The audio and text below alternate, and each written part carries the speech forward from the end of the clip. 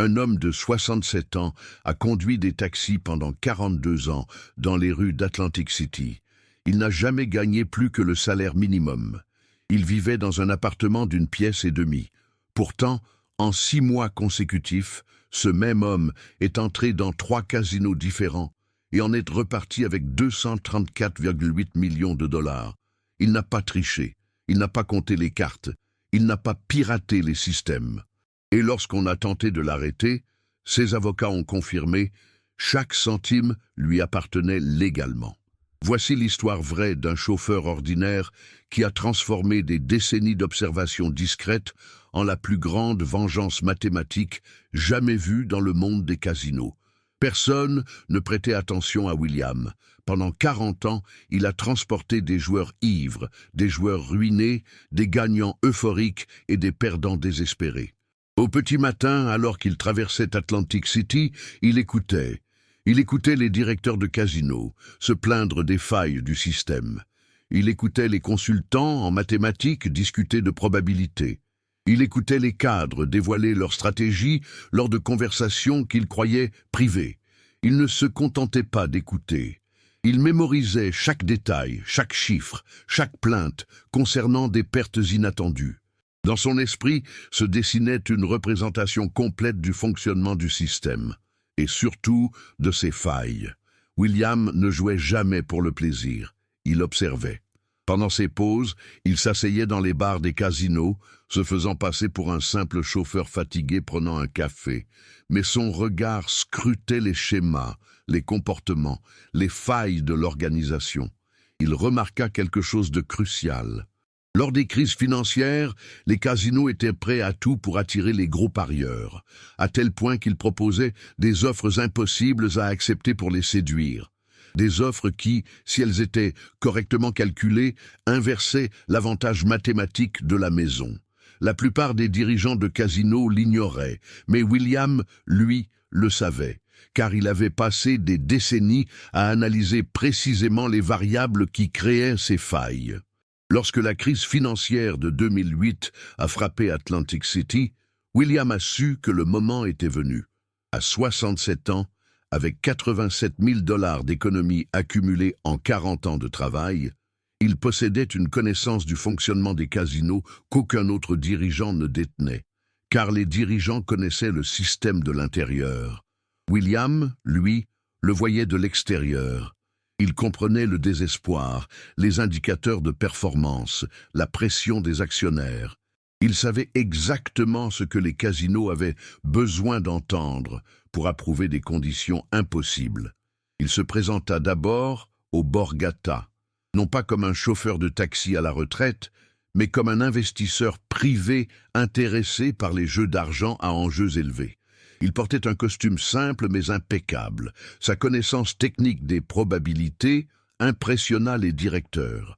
Puis il fit sa proposition, jouer au blackjack avec une limite de 100 000 $ par main. En échange, il exigeait des conditions précises. Le croupier devait s'arrêter sur un 17 souple. Il pouvait doubler sa mise sur n'importe quelle 2 cartes. Il pouvait séparer les paires jusqu'à 3 fois. Et la condition la plus importante, un remboursement de 20% sur toute perte supérieure à 500 000 $, sans durée de jeu minimale. Les dirigeants du Borgata riaient intérieurement. Ils pensaient avoir trouvé un poisson riche et naïf. Ils approuvèrent toutes les conditions. Ce qu'ils ignoraient, c'est que William avait passé des mois à calculer ces conditions précises. Avec ces règles, le jeu n'était plus à l'avantage de la maison, mais à celui du joueur. Un avantage certes modeste, d'0,5% seulement, mais à des mises de 100 000 $ par main, 0,5% se transforme très vite en millions. La première session dura 12 heures. William joua avec un calme robotique. Chaque décision était mathématiquement parfaite. Aucune émotion, aucune hésitation, juste une application froide des probabilités. À la fin de la session, il avait gagné 5,8 millions de $. Le casino paniqua. Ils visionnèrent les enregistrements à la recherche de tricherie. Ils ne trouvèrent rien. Il avait simplement joué à un jeu mathématiquement supérieur, utilisant des règles approuvées par le casino lui-même. Mais William ne s'arrêta pas là. Il se rendit au Tropicana avec son argent et négocia des conditions similaires. 12 heures de jeu sans faute, 6,5 millions de profits supplémentaires. Le directeur général du Tropicana fut licencié une semaine plus tard, lorsque les chiffres furent rendus publics. William se rendit ensuite au César Palace, même stratégie, même exécution impeccable, 8,3 millions de plus. Enfin, il retourna au Borgata avec une banquerolle colossale. 3 sessions supplémentaires d'une rentabilité exceptionnelle. Au bout de 6 mois, il avait accumulé des chiffres qui semblaient impossibles. Les casinos ont tenté d'annuler les paiements. Ils ont allégué des irrégularités. Ils ont fait appel à des auditeurs. Ces derniers ont examiné des milliers d'heures d'enregistrement. Ils n'ont trouvé aucune preuve de tricherie, car il n'y avait pas de tricherie. Un seul homme comprenait le système qu'ils avaient mis en place mieux qu'eux. Les avocats des casinos ont plaidé la nullité des accords. Les avocats de William, qui l'avaient engagé par précaution, ont présenté des contrats signés par plusieurs hauts dirigeants. Chaque clause était documentée. Chaque approbation était dûment validée. La commission des jeux du New Jersey a mené l'enquête. Des experts en probabilité ont analysé chaque main jouée. La conclusion fut unanime. Il avait profité de conditions promotionnelles excessivement avantageuses, mais n'avait enfreint aucune loi. Les casinos furent contraints de payer, et ils le firent. 234,8 millions de dollars en 6 mois. Le plus gros gain légal jamais remporté à Atlantic City. Ce qui était le plus fascinant, ce n'était pas tant le montant de ces gains, mais la manière dont il les a obtenus. William n'a jamais eu besoin de chance. Il lui a seulement fallu de la patience. 40 années de patience, à observer, à écouter, à apprendre. Tandis que d'autres chauffeurs de taxi se contentèrent de conduire, il a bâti une expertise informelle en matière de fonctionnement des casinos. Chaque conversation qu'il surprenait était une leçon. Chaque plainte d'un cadre était un indice. Chaque détail, même apparemment insignifiant, venait enrichir sa mémoire. Après la fuite de l'affaire dans les médias, les règles de tous les casinos du Nevada et du New Jersey ont été modifiées de façon permanente. Des limites strictes ont été imposées au remboursement de pertes.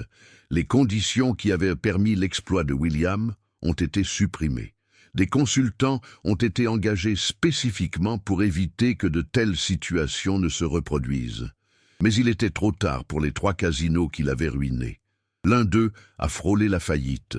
Un autre a dû licencier 200 employés. Le troisième a complètement changé de direction. William n'accordait aucune interview. Il n'écrivait aucun livre.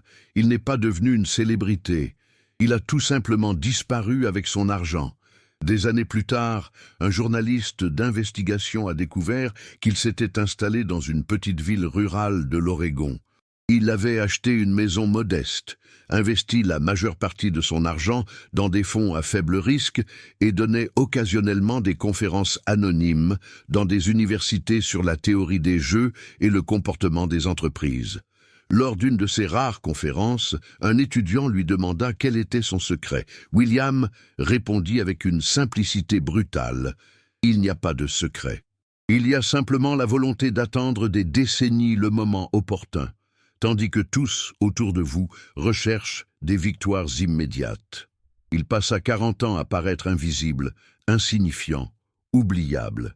Et c'est précisément cette invisibilité qui lui conféra l'avantage ultime. Personne ne se méfie du chauffeur de taxi. Personne n'imagine que cet homme silencieux, au volant de sa voiture de nuit, mémorise des structures financières complexes et calcule des probabilités qui prendraient des mois à des docteurs en mathématiques. L'héritage de William ne réside pas dans les 200 millions. Il prouve que tout système, aussi sophistiqué soit-il, comporte des failles. Et ces failles ne sont découvertes ni par les plus intelligents ni par les plus chanceux, mais par les plus patients, par ceux qui savent observer suffisamment longtemps pour que le schéma se révèle, par ceux qui comprennent que le véritable avantage ne provient pas d'une compétence exceptionnelle, mais d'un positionnement exceptionnel. Il n'a pas gagné parce qu'il était plus intelligent que les dirigeants du casino. Il a gagné parce qu'il a su attendre 40 ans pour appliquer ce qu'il avait appris en 40 secondes.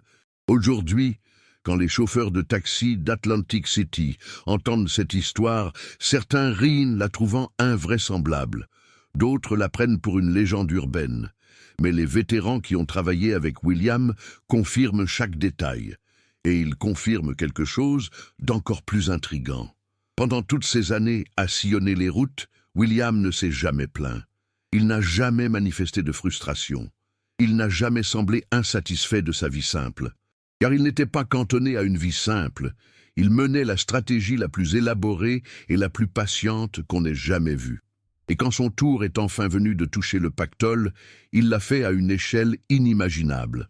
Non pas par tricherie, non pas par chance.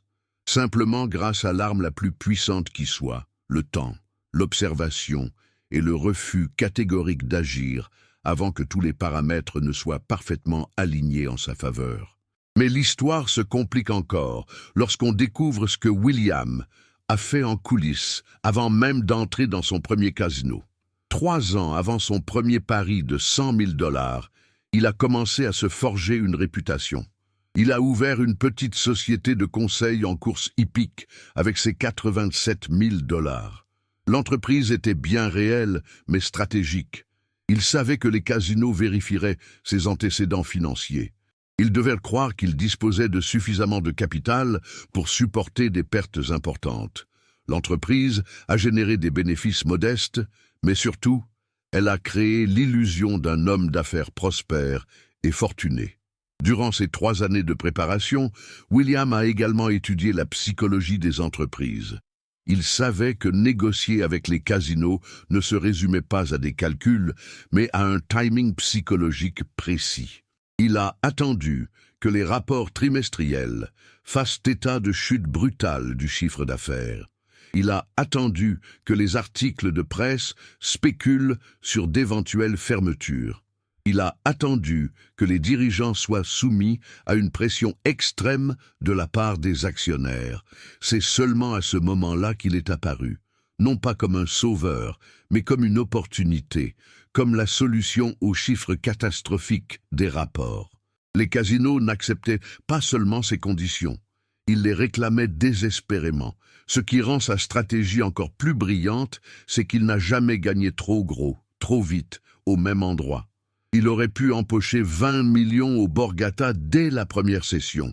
Les calculs le permettaient, mais il savait que cela aurait immédiatement éveillé les soupçons. Il a donc gagné suffisamment pour être rentable, mais pas au point de paraître statistiquement impossible. 5 800 000 en 12 heures, c'est une somme considérable, mais tout à fait envisageable à des mises de 100 000 par main. 10 millions auraient été trop suspects. Il a dosé ses gains avec précision, à la limite entre impressionnant et justifié. Et puis il y avait cette autre facette de son génie pur. William venait toujours accompagné aux tables, des femmes séduisantes, du champagne hors de prix, des rires tonitruants. Il créait l'atmosphère d'un riche insouciant qui fait la fête comme un fou. Les croupiers et les superviseurs, témoins de ce spectacle superficiel, le prenaient pour un millionnaire blasé, bénéficiant d'une chance passagère. Personne ne se doutait que, derrière cette façade, se cachait un esprit calculant les probabilités avec une précision d'ordinateur. Chaque plaisanterie, chaque rire, chaque commande de boisson exagérée était une mise en scène délibérée.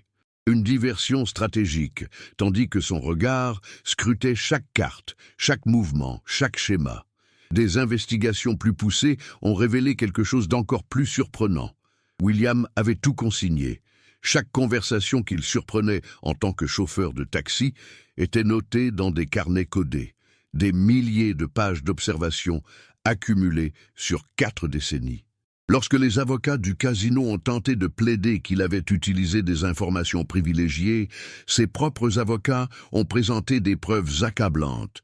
Toutes ces informations avaient été recueillies dans des lieux publics. Hall d'hôtel, bar de casino, taxi, aucun espionnage, aucune atteinte à la vie privée.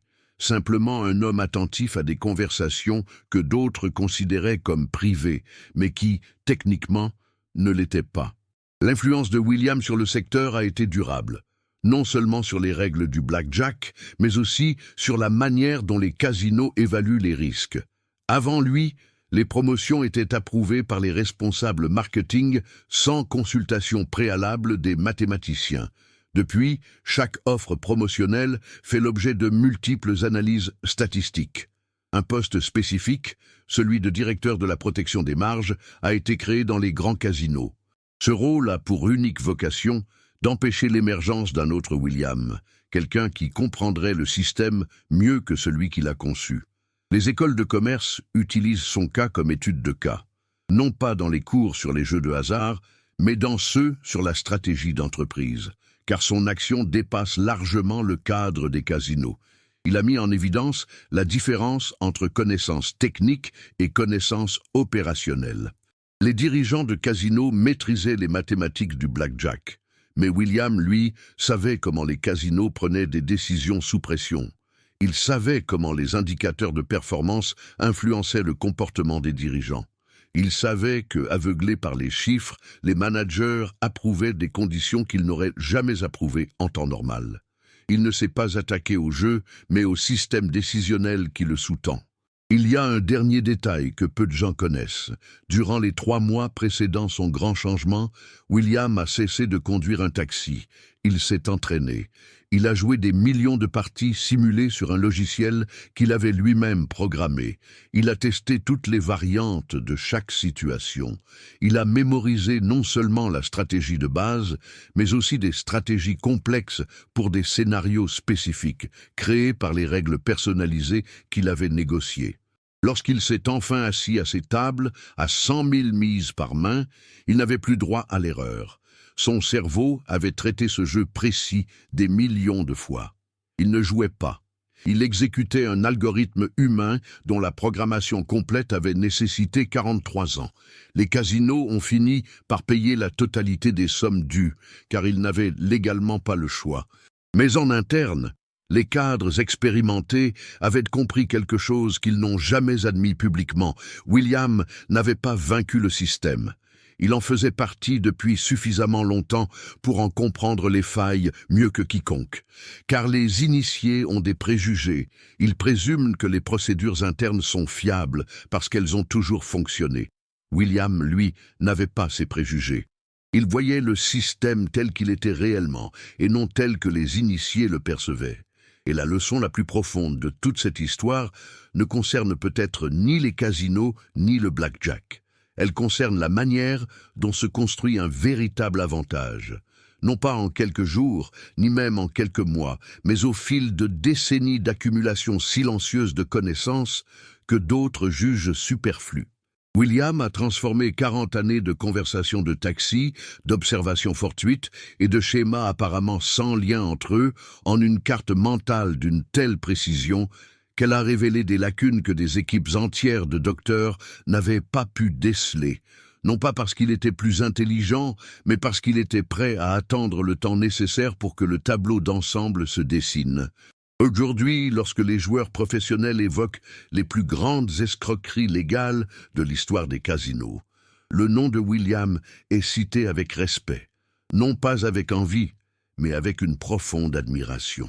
Car il a prouvé une chose que la plupart refusent d'admettre, qu'une patience extrême, alliée à une observation méticuleuse, permet de déjouer n'importe quel système, aussi sophistiqué soit-il, que la discrétion est un atout stratégique plus précieux que n'importe quelle compétence technique, et que les plus gros gains ne reviennent pas à ceux qui jouent le plus, mais à ceux qui attendent que le jeu devienne statistiquement inévitable.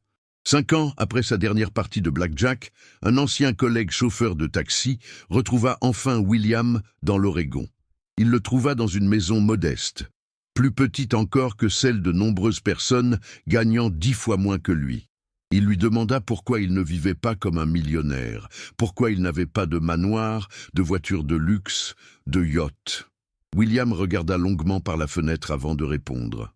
Il raconta qu'en 40 ans de métier, il avait transporté des centaines de gagnants du jackpot, des gens qui avaient gagné 50 000, 200 000, voire des millions. Et il avait remarqué une constante. Les premiers jours, les premières semaines, voire les premiers mois, Ils étaient euphoriques. Mais lorsqu'ils revenaient les chercher à l'aéroport 6 mois, 1 an plus tard, la plupart étaient exactement au point de départ. Ou pire, l'argent avait disparu. Mais quelque chose d'autre avait disparu aussi. La capacité de se contenter de choses simples. Ils avaient goûté à un train de vie qu'ils ne pouvaient plus maintenir et qui les avait détruits plus complètement que s'ils n'avaient jamais rien gagné. William a compris quelque chose que peu de gens saisissent. Il n'a pas passé 40 ans à planifier de s'enrichir. Il a passé 40 ans à planifier de prouver quelque chose, que le système que tous croyaient invincible comportait des failles, que la patience l'emporte sur le talent, que l'invisibilité est une forme de pouvoir. L'argent n'était qu'un moyen de mesurer les résultats. La véritable victoire était tout autre, se prouver à lui-même qu'il avait raison sur un point qu'il avait théorisé pendant des décennies.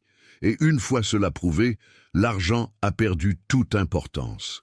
Mais William avait un secret bien gardé, un secret qui ne fut révélé que des années plus tard, lorsqu'on retrouva par hasard l'un de ses vieux carnets. Sur la première page, écrite 43 ans auparavant, figurait une simple phrase. Elle ne parlait ni d'argent, ni de casino. C'était une phrase qu'un passager ivre lui avait confiée dans un taxi durant sa première semaine de travail. Un ancien dirigeant de casino ruiné qui avait tout perdu. Cet homme avait dit « Le pire, ce n'est pas de perdre. Le pire, c'est de n'avoir jamais eu le courage de jouer son propre jeu. » William garda cette phrase en tête pendant 40 ans.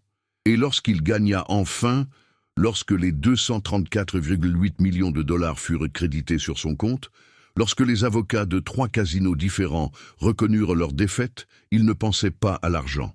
Il pensait à ce cadre ivre d'il y a 43 ans. Il pensait que la différence entre eux n'était ni l'intelligence, ni la chance, ni l'argent. C'était simplement que William avait eu la patience d'attendre que son jeu devienne le seul qui compte. Et c'est peut-être la véritable raison pour laquelle il n'a jamais donné d'interview, n'a jamais recherché la gloire, n'a jamais étalé sa victoire. Parce qu'il avait compris quelque chose que la plupart des gens passent leur vie entière sans comprendre. La plus grande victoire n'est pas de faire savoir aux autres qu'on a gagné. C'est de savoir qu'on a joué exactement le jeu qu'on avait prévu, selon ses propres règles, au moment choisi. Le reste n'est que bruit. Et William avait passé 40 ans dans le silence. Il n'allait pas le rompre maintenant, pas après avoir enfin prouvé que le silence était sa meilleure arme depuis le début.